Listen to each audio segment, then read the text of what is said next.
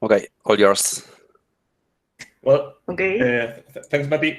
Hello, I'm Alfonso. I'm part of the research team here in Lenio Labs. Today we are going to be talking with Mariana, which is also part of the research team, about the three visualizations that we have built in this time for the research team. How we arrived at the idea, then how we iterated the idea to get to the design that we finally shipped, and then how we implemented this on code after the design was ready, so that you can explore it on the web. Right? That's the idea. First, a little bit about the research team. The research team was born, I believe, at the beginning of this year, because, or maybe later last year, because I have been working on dim sum for the majority of the last 2 years, and I was a little bit not bored per se of that, but I needed new things to do, and my focus was visualization, so I wanted to do something with that. I asked Yago and the leads to if I could have a team to do that, because me alone wasn't going to be able to do it, because I don't know anything about design. If you asked me how to do something, I would probably put 3 squares and that's it. So Mariana was on board, and she has helped a lot on the design side of things. So yeah, Mariana is going to talk now about the first project that we had, the vaccinations project, and how we built the visualization that you can see now on research.lenio.labs.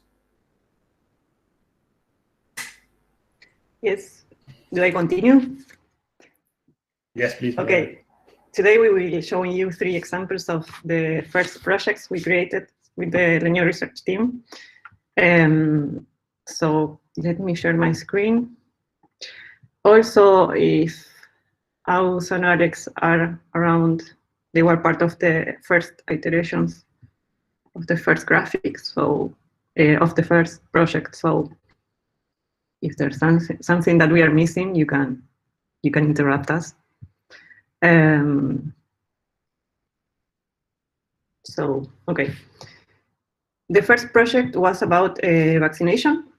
We wanted to show, at the beginning, we wanted to show promises vaccines per country.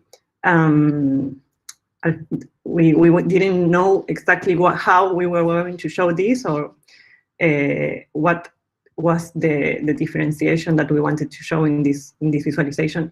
So, but we did have some resources that were super complete. So at the beginning, Alfonso created this scatter plot, and we started to do some visual research. On my side, I was supposed to look how we could show this in a visual way that was a little bit more attractive than the usual visualizations. So we found this idea of showing it with vaccines. Each vaccine will, as per the population get vaccine, this syringe will be empty. So, but that was the point when we realized that maybe the things that we wanted to show was not easy to show, because, for example, we didn't know exactly how many promises vaccines each country had. It wasn't super accurate. And then we realized this. The population this is the 100% population, sorry. And these were the promises vaccines that each country had. So it was not going to be possible to make it like super balanced graphic. And also, as I said before, we didn't have the exactly amount of promised vaccines per country. So you were talking about vaccines that didn't even exist or weren't even delivered or paid. So we switched to a more basic visualization that was about to how many people was vaccinated in each country. And we started explorations, different ways of showing this, like vertical with labels per continent, dark mode, colors. Let me know, Alfonso, if I'm missing anything.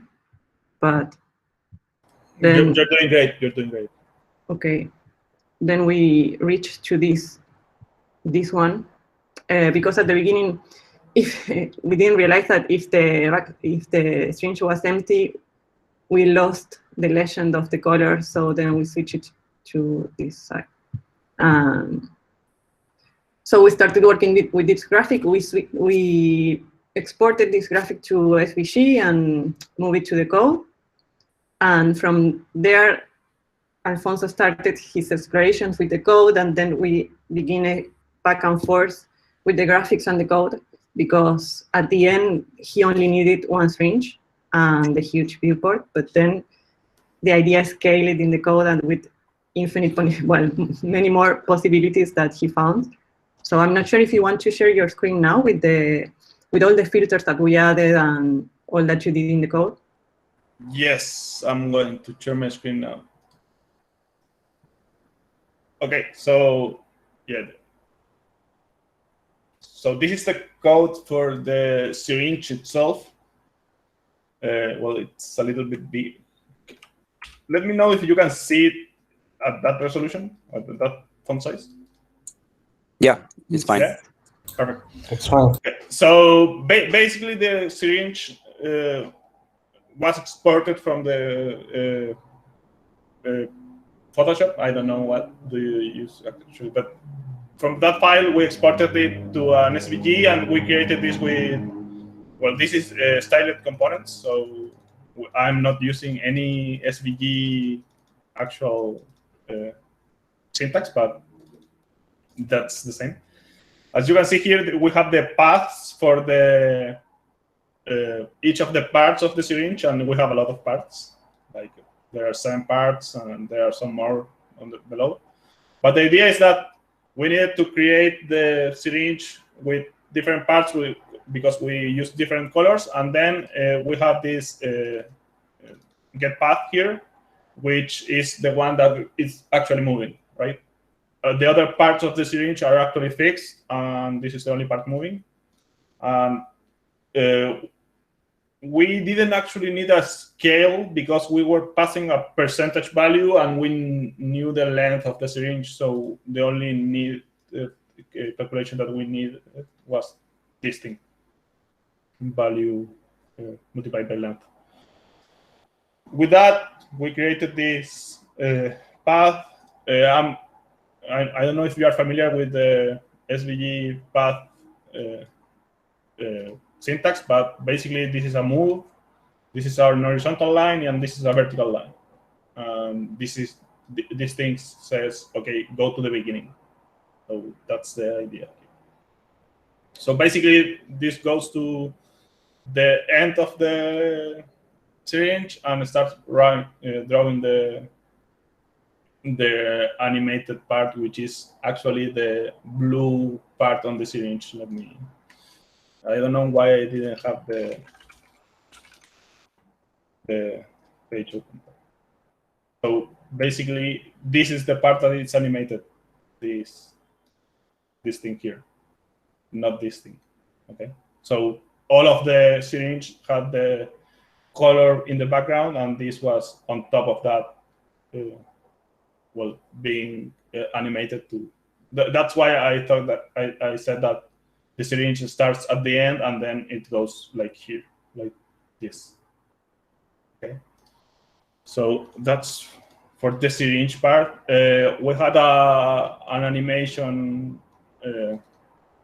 prop that told the syringe if we needed to animate it or just jump to the other side, because when we had multiple syringe, like more than 40 syringe, there was a bit of a lag in there. So we wanted to not animate, but that's it.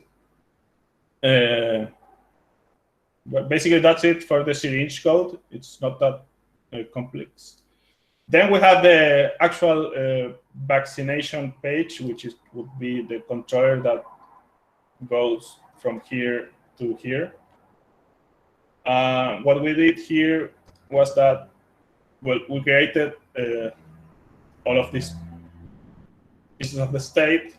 So as you can see here, we have interesting countries, more countries. Basically, the more countries is all of the countries, and the interesting countries is a subset that we selected based on a New York Post, I think, article. And then we have some of the states. So this data index is the one that tells the syringes, the multiple ones, in which day we are. So we're on day 1, day 2, and basically it's the one tasked with the animation. So if I change to 1 to 2, it will animate. Then we have the color mapper, which at the beginning we had this thing here with colors. At the beginning we wanted to change this based on a select, but after many iterations, we scrapped that idea because it added a layer of complexity that we didn't want, so we removed that. And then we have this data name, which is the one that basically says if we are using fully vaccinated data or only one dose data. I want to also point out that because this is research, we wanted to gather some type of data for this thing. So we have this here, this log events function that we are calling, and what this does is that it sends the event to the Google Analytics backend, and with that we expect to do some kind of actual research besides the research that we do to build these things, but also to like see if the users are pressing our buttons or something like that, right? So we have a lot of events in this one, like press play, change date, change data, change countries, because here you can select other countries also. So we have all of the countries that were available on the OrWare data repository. I'm going to talk a little bit about this, how we ended up getting the data. Basically, we went to the OrWare data repository and downloaded the CSV. Then we did this. Where is it? Well, basically, here, I got the initial date to where the vaccine started to roll out, basically. So to not have dates here that were previous to that, because basically the date would advance and nothing would happen, and I didn't want that. Then I created a dictionary, which is basically a JSON that had all of the countries that they have data that their vaccinations were rolling out. So the idea was I didn't want countries that were going to stay at 0 all the time. And then, well, this function is get the countries that differ from, if we added some countries versus the last time we ran this code, because, well, I had to run this code manually. Now Marcos, another teammate of the research team, is automating this. So these are all of the countries that changed between the last time I ran and the next time I ran this. When we launched it, we had 70 countries, and now we have 110, and I guess that Marcos will tell us that we have 130 now, but I don't know. And basically with that, we built the JSON that powers this, which is 1 entry per day per country. And that's the idea here. That decision was made in order to animate it easy. That's it for this project. Mariana, your turn. Yeah, I remember that there was, I don't know if it was a bug with the animations that Mati and JC had that at the end.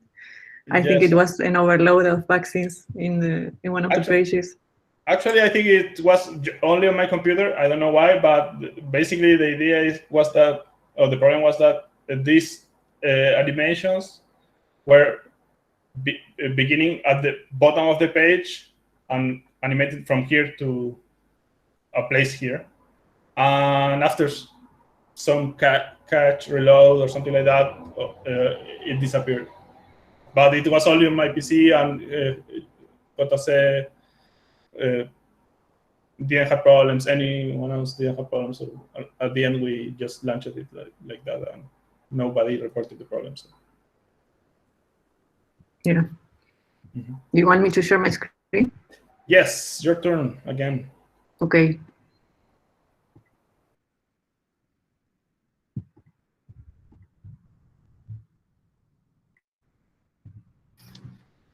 So, the Day of Human Spaceflight, International Day of Human Spaceflight.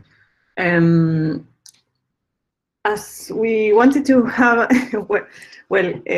sometimes ideas they don't appear like every day. So to have a motivation, we wanted to see which special events will happen in the world, like calendar events. So each month we review all the days that they are celebrating internationally. And we found this International Human Spaceflight that was on April. So it was like the motivation to start working in something new and have a deadline and see how we could solve it with whatever we had at the time. So we had this idea was like pretty straightforward in the meaning that we knew from the beginning which library we were going to use to do the animation. We have some references that we saw on our weekly talks. So the graphic in this case was like simple in a way that we wanted to get all the planets aligned, and then the animation will make a storytelling, like zooming in and out and telling a story along the way. Alfonso will show it at the end. But this was like a different approach. At the beginning, we started more with the illustrations and then see what we could find or what thing was interesting to show or how to show it with a visual interesting, like the beginning. I mean, how can I tell it? Like the starting point was illustration. In this case, I think that the starting point was most the way of telling the story and the library that we would use it at the end with this. So it was a completely different approach. But at the same time, we created this with SVG and then exported each of the planets in one SVG. But we do have the viewport and the viewbox here, and then we started positioning everything in the line separately. Yeah, so I think that I can send you can share your screen again, Alfonso, to show the final result of this. Okay. So this is the final result of that visualization. I expect that you all saw this. If not, then you can leave the talk. No, that just can just stay here and see what you missed. So the idea here was, as Mariana was telling, that to tell a story about the human spaceflight. So on April 12th, Yuri Gagarin was the first man in space, and we wanted to tell the story about the human spaceflight. So we have this. This is Yuri Gagarin. He flew to 327 kilometers outside Earth. I don't know if it's outside Earth or from the beginning of the ocean, but let's stay with that. And the idea here is that nice, Jerry, that we had this animation here that is showing how the human spaceflight was advancing day to day, right? So next, the Soviet Union landed on the moon without people, of course. Then we have another one that reached, I don't know, the first successful launch of an artificial satellite. Okay. I think this one shouldn't go to the moon, but whatever.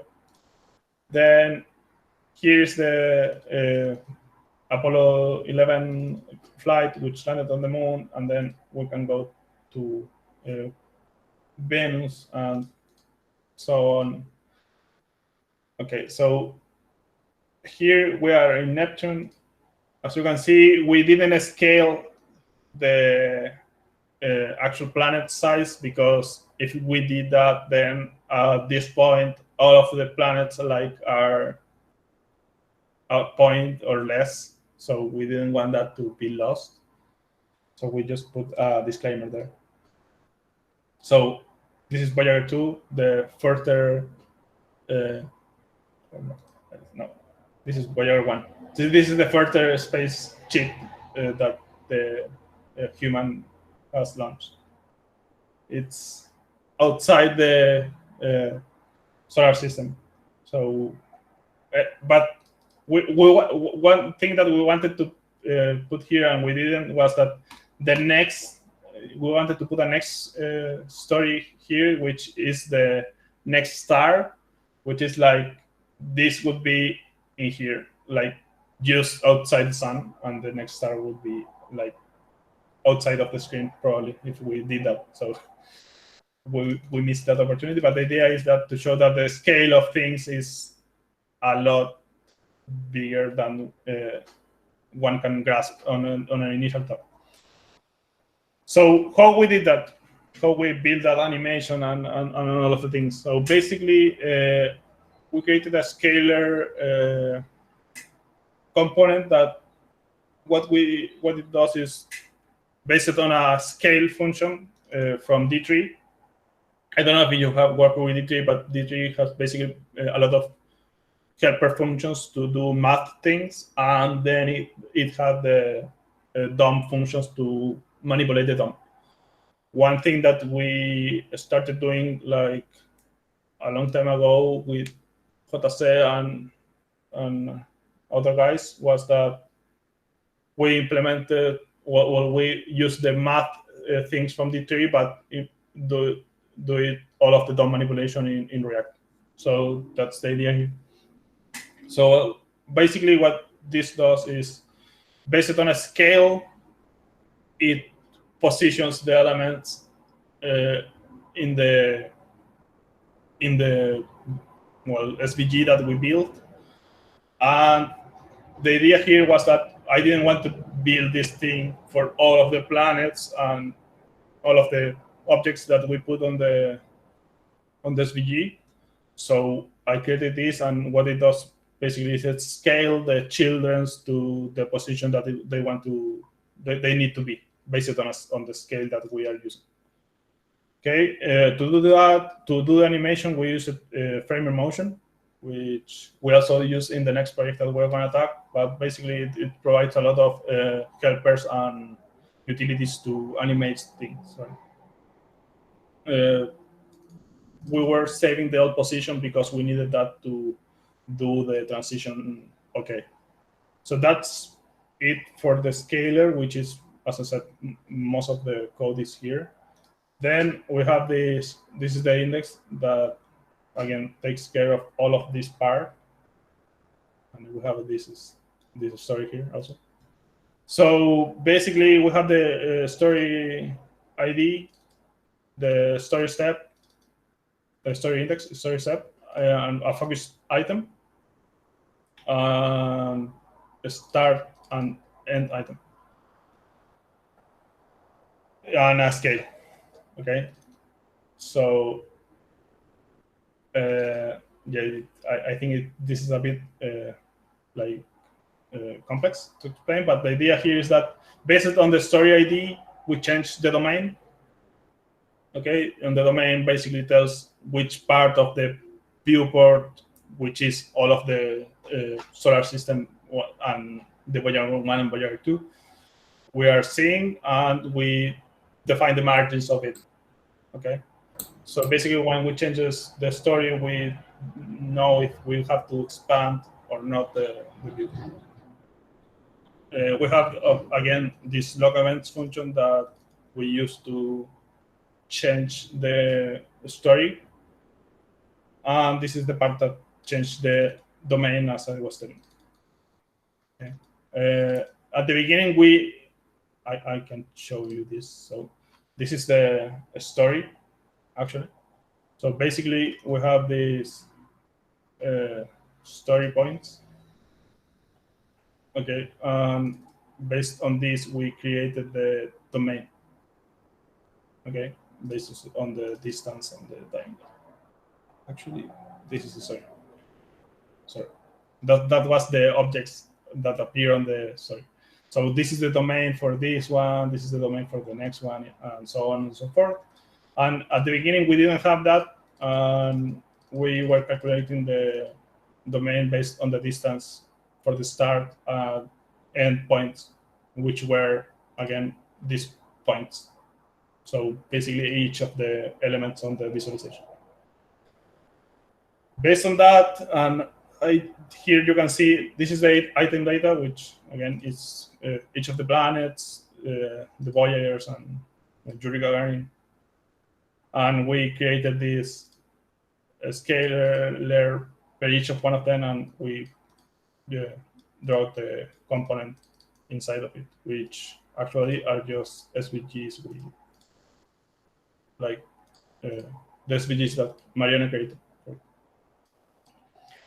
That's it. At the end, JC wanted to add the constellation that you see before, below. And he added it, and I think it added a lot of visual appeal to the visualization. So we thank you for that, JC. Yeah, Marco did all the milestone and the research of which milestones we should be showing. I forgot to mention Marcos, but Marcos was the one that gathered all the data, and he was the one that wrote all of the stories that we put here. So big thanks to Marcos, because that was a lot of work. And that's it for this visualization. Any questions about this one or the previous visualization? Because if we talk about the other one and we come back, maybe we have trouble. Okay, no questions. Mariana, your turn. Okay. So this will be the last one that we are currently working on now.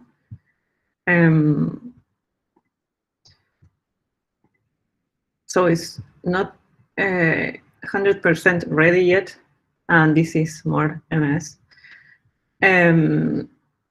But yeah, we are going to illustrate an article about a housing market and how people immigrate in the US and how they are moving along the country from different states.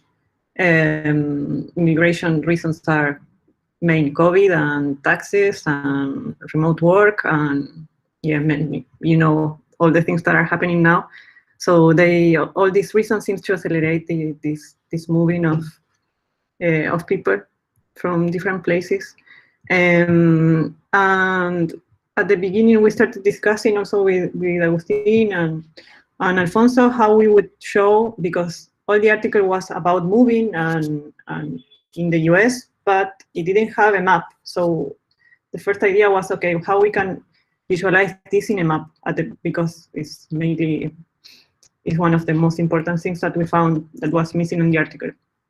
So we started talking about the North American map, but then realized that if we wanted to talk about percentages per state, it was difficult to visualize how if half of this state would be half of this one, it would be different amount of color spread on the visualization. So we had to think about showing this differently, and we came with this idea that we saw a reference about showing all the country in this shape of hexagons.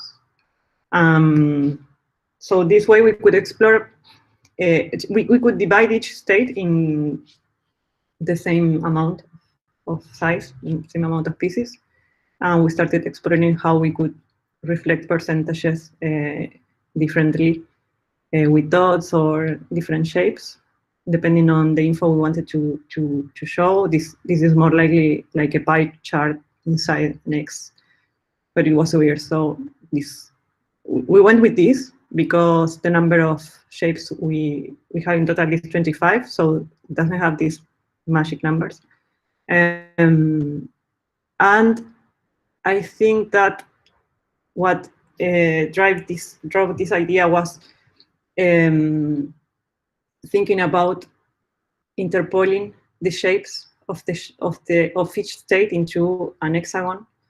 So it was a completely new exploration for us, especially to Alfonso, I guess, because we wanted to make this morphology from each state to turn into an hexagon shape in the same map. So with a button, like changing the state to the hexagons. And we found that it was working. So I think it's better to show this with an example, because we started deciding which information will go on each view.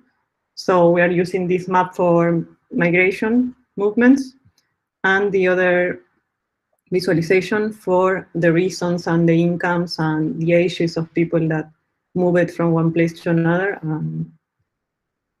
And yeah, so I think I can lend you this. Yeah, maybe later we can talk about the shapes and everything. But yeah, Alfonso, if you want to show the final results. Perfect.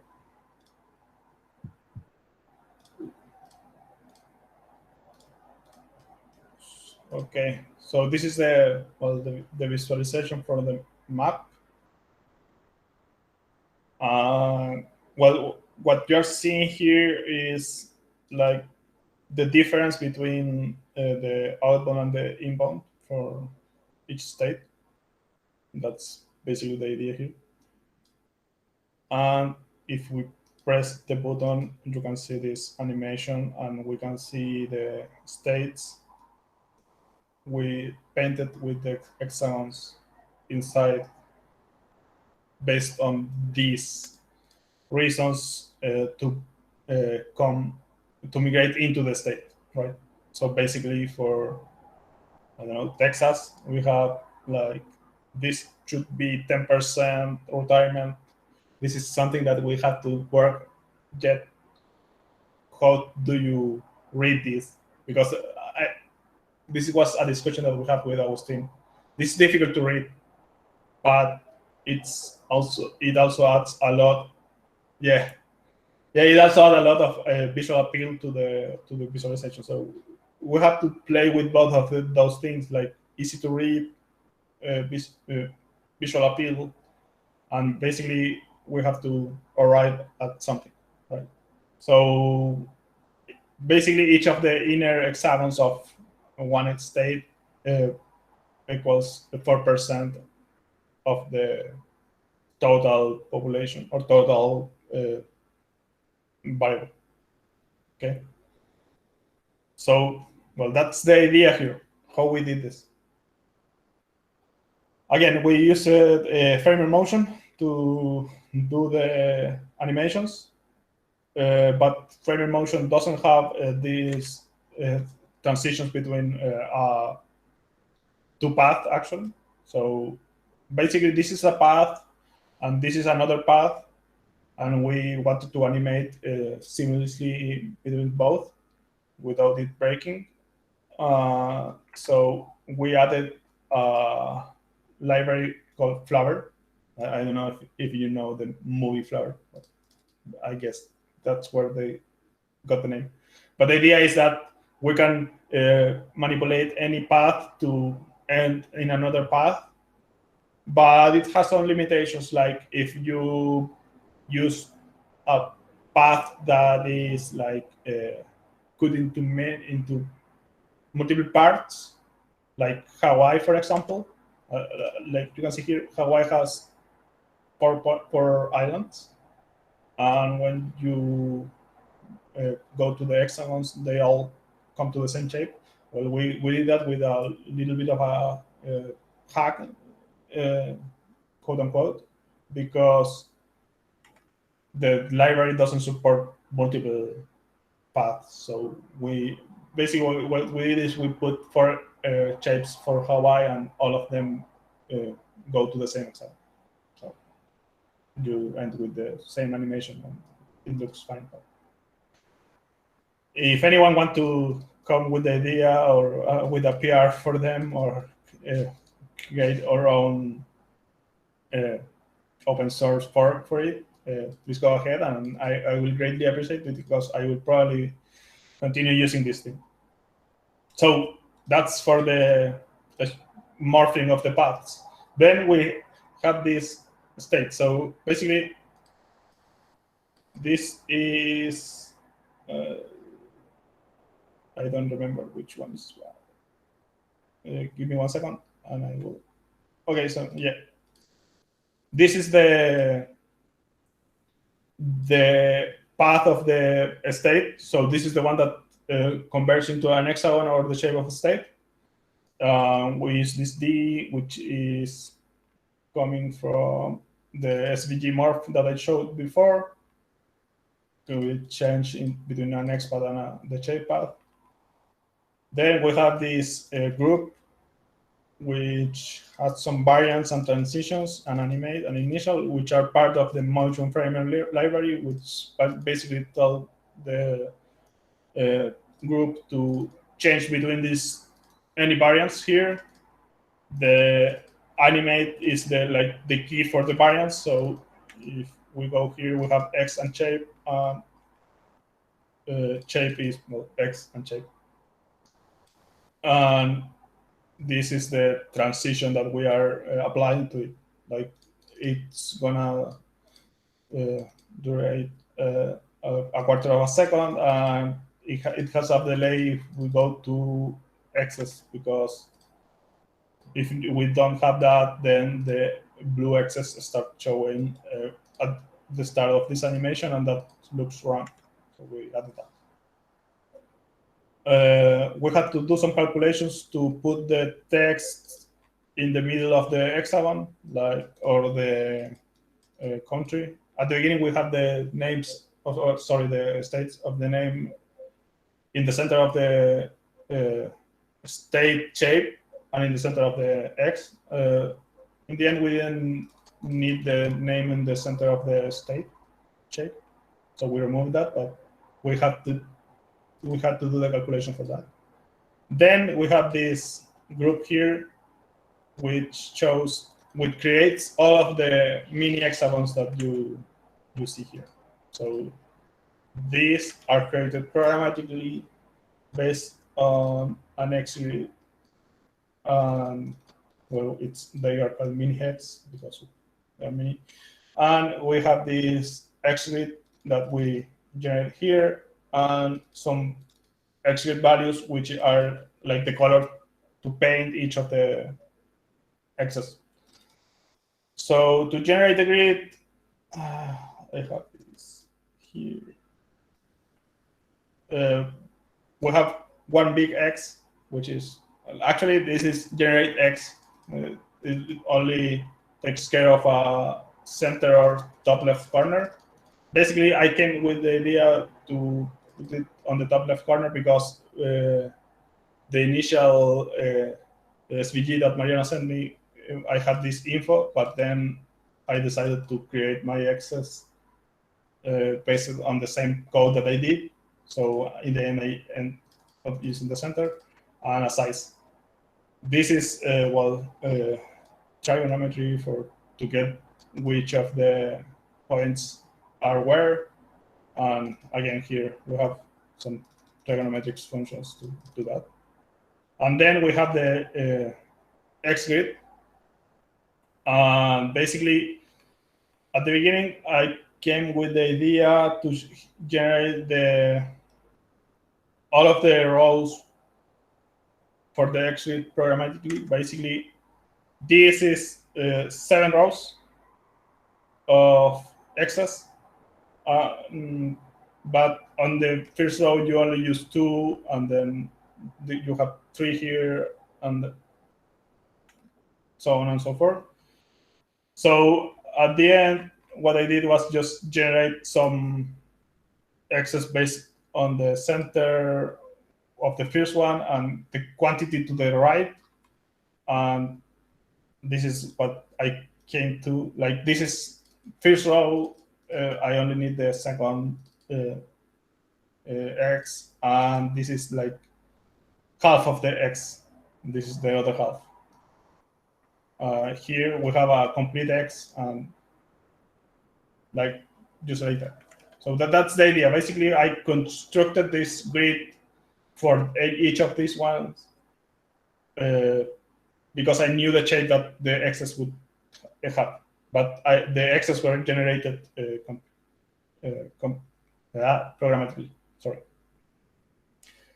Well, that's most of the magic there. Well, to paint the X's, we have a accumulated value and divisions, which is basically we have 4 or n values of percentages, like 0.4, 0.6, and what we did was just count to the first one, then count to the sum for the first one to the second one, and then count to the sum of all of the previous to the next one, and so on and so forth. And that generates a division for the first. And that's it for it. And well, you can change the colors by changing the data. This is a work in progress yet, so we don't have the events completely added, but we are, of course, planning to add the events for the Google Analytics site. And that's it. Okay, if you have questions, while you think about questions, if you have, I wanted to share just a last thing, if you will let me. Alfonso, sorry. Go ahead. This is some of the lessons I've learned from working with Alfonso, and how could I improve the code that I am delivering to him. Things, for example, well, he auto-generated all these polygons, but at the beginning I was sending him converting these shapes to paths. If you see here, like I used to have a polygon, and now with this Pathfinder, I converted to a path. And then I realized that he needed more polygons.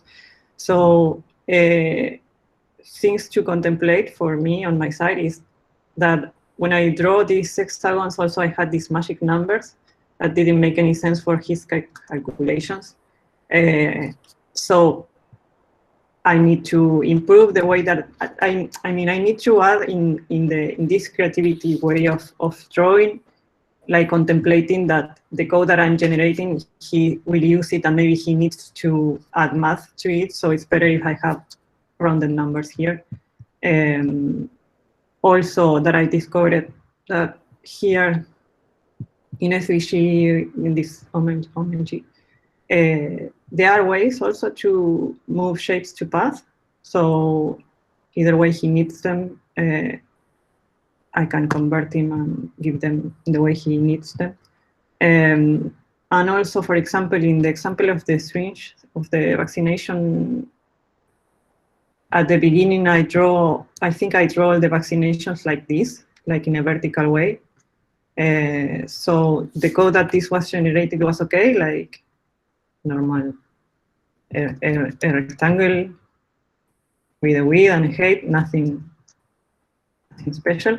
But then when we decided to make it horizontal, I rotated all the drawings, and the code that is generated was with this transform matrix that didn't make any sense for the code. So another thing too, that the way that I draw the SVG in Illustrator is definitely has an impact in the code that I export, and is code that he will manipulate. And the better I can deliver that code, the better for the project. For example, this magic number doesn't make any sense either. So things that I am learning in these projects are related to the code I generate with the drawings.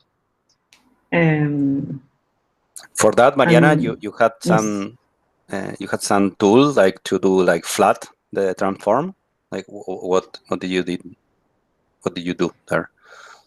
To flat the transform? No, at the end, Alfonso just told me like, oh, all this string had a transformation. I think he just rounded the numbers and converted and transformed everything. Like the project went that way, but okay.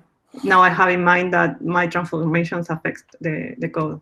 I think a Squash or some of these tools has a flattened functionality where you can like directly get the path and remove all the transforms. Nice. I still need to learn some of those things. And also, I want to mention that now Lara and Facu are on board also on the project, so maybe next talk will be on them. I hope so. And if you have any ideas of things that we can make in this project, they are all welcome, as we want to have at least one per month.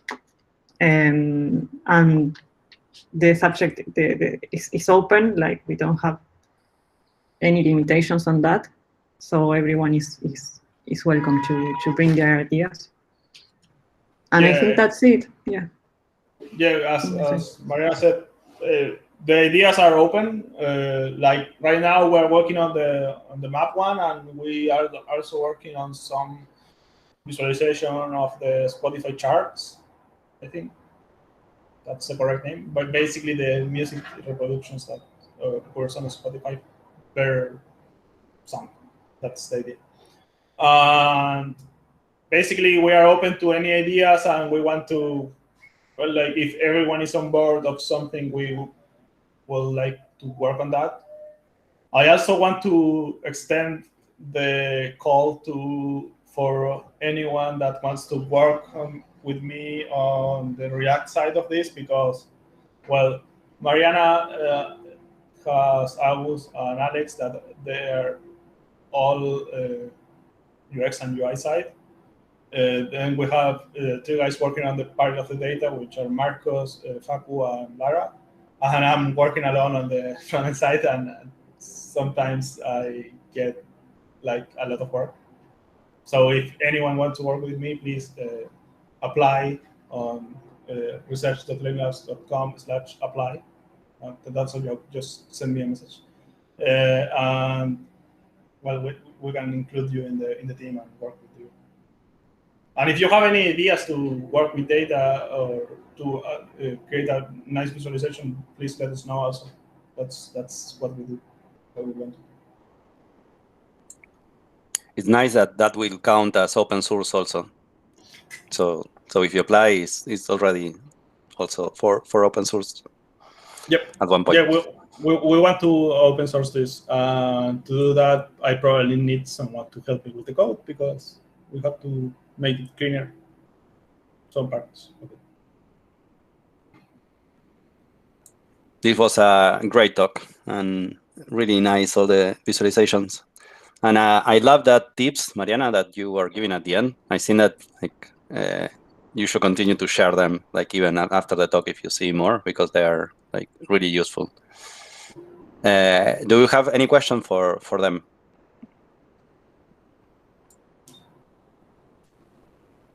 No questions. We either did it great or we did it very poorly, and no one has any question for us. It's awesome. One thing, guys. Great. Go ahead, Yeah. Juan. Thank you. One thing regarding what Matthias said, yeah, I believe that since this is open source, and as I did, right, I shared like that background with the stars and everything, and it's just a way to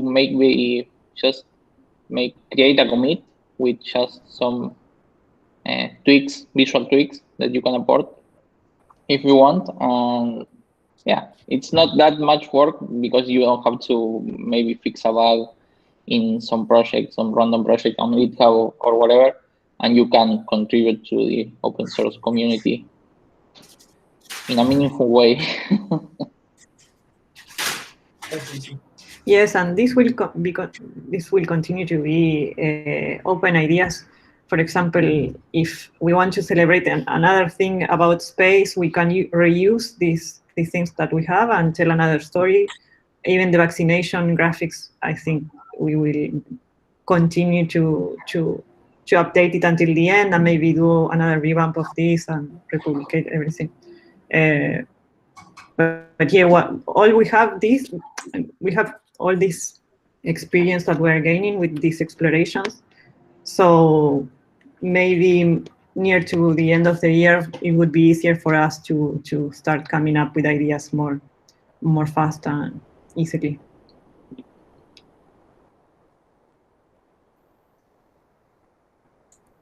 About that, like yes. When people have an idea, where should they talk to you? Like maybe in the DataVis public channel is a good place for them. Yes, the DataVis channel. Yes. Yeah, if anybody is not there, like DataVis is a very good channel.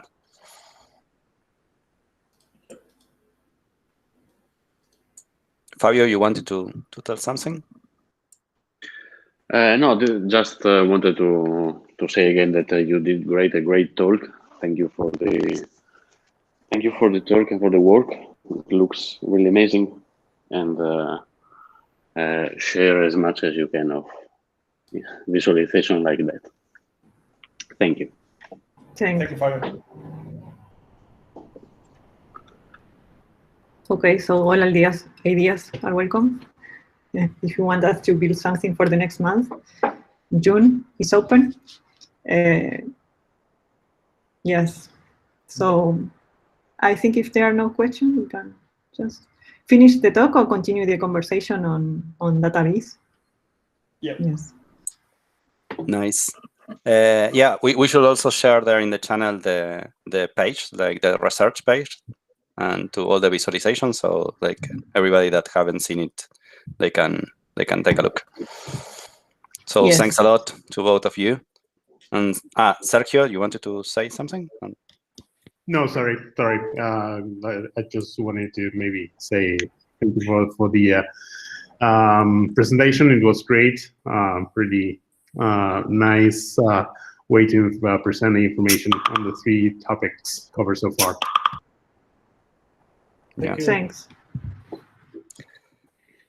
Okay, so thanks everybody, and thanks Mariana and Alfonso. This was great. Thank you all. Thanks for staying at the end. Bye-bye. Very good work. Bye. Bye everybody. Thank you. Bye. Bye.